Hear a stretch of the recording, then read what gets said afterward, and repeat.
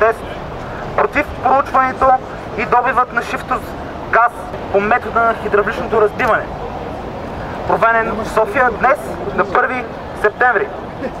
Това са граждани на градовете София, Варна, Пловдив, Добрич, Стара Загора, Чирпан, Раднево, Плевен, Айтос и всички други населени места. Ние писмено ви представяме исканията на българските граждани, живеещи в София и на територията на Република България. Първо, мораториум върху използването на технологията хидравлично разбиване, разпукване, хидрофракинг, фракинг или всяко друго наименование, което описва технологията на български език за проучване и или добиване на шистов газ на територията на Република България, която предвижда инжектиране на химични съединения под голямо налягане под земята с цел разбиване на шистите, освобождаване на газа и извличането му на повърхността. Превентивна забрана на технологията се налага поради риска от отравяне на огромните водни тела, намиращи се под Североизточна България. Те служат за водоснабдяване на цяла Добруджа, Югоизточна Румъния, Лудогорието и Северното Черноморие. 2. Оттегляне на предложенията на България за концесионен договор върху всяка фирма, която ползва горе описана технология за добив, включително все още неподписания договор с фирма Шеврон. 3.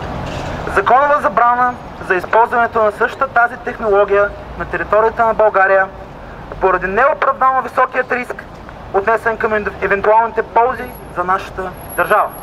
Поради типичните ни географски особености, наличието на много подземни води, гъсто населени райони, защитени зони, както и земеделието, обявено за национален приоритет от правителството и премиера господин Борисов, смятаме, че тази технология е изключително неподходяща за прилагане у нас. Тъй като Сдружението на свободни граждани, тези искания могат да бъдат допълвани, ако се изясни, че има и допълнителни опасности в процеса на обсъждане или станат известни други факти, които не са били в момента на подаване на това писмо, известни на нас. Родина, мила родина, ти си земен рай, твоята хубост, твоята прелеста.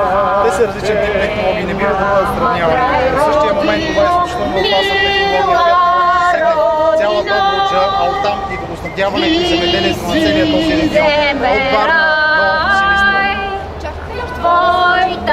Още днес има различни протести на други места по страната. 12 се започна в Добрич протест пред областната управа. Знаете, че има протести във Варна, в Пловдив и на други места.